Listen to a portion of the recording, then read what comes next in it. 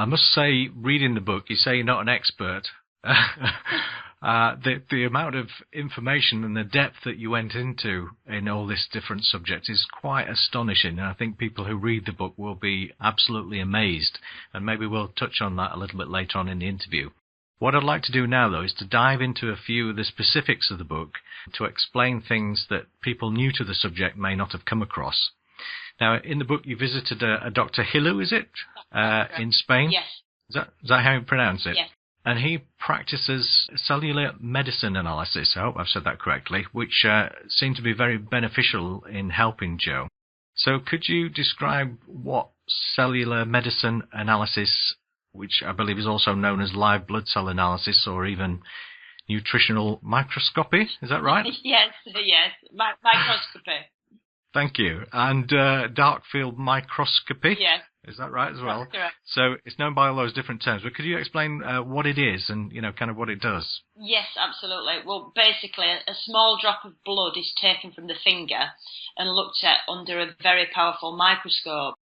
An analysis can be made and various things show up, such as free radical damage, which we just discussed, acidity, nutritional deficiencies, bacteria, candida, crystals, etc. And from this, alternative treatments and supplements can be prescribed, boost the health, eliminate problems, and improve the immune system. Right. That's quite extensive then. Yes. And how did you come across this, Dr. Hilu? Can you remember? He was recommended to us by a friend, and we saw him at the very onset of Joe's cancer. And he helped us throughout our journey also, but I bought my own microscope and did Joe's blood on a weekly basis or whenever we thought things were going wrong. Do you think that's a practical thing for the man in the street to do? No, definitely not. But there are various people around the country who do this live blood analysis, but people must beware because all of the people that practice this, not doctors and not so experienced. So how would you recommend that people determine who are the good guys and who are the bad guys in this then? What sort of advice would you give them on trying to find out a legitimate practitioner?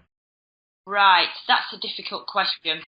Dr. Hilu, obviously in Spain, is the best, in my opinion.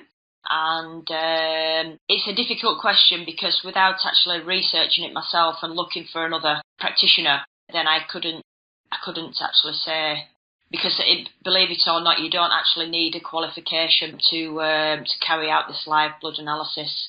So you could have just gone to a course and be carrying it out. There is another very good practitioner in Leeds, and they do various other health assessments alongside the live blood analysis, and that is a good clinic.